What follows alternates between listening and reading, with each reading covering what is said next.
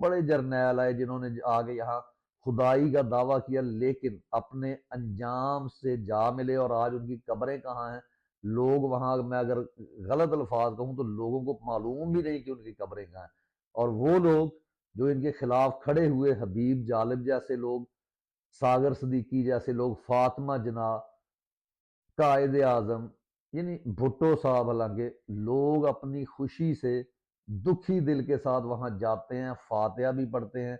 और आप बेशक फैसल मस्जिद के साए तले आपको दफन कर दिया जाए, तब भी लोग कभी वहां जाकर फातिहा नहीं पढ़ते। और बाद लोगों को तो पता भी नहीं है कि ये जनाब वो जो मर्द मोमन मर्द हक अपने आप को कहने वाला मुनाफिक शख्स था, वो किस जगह दफन है।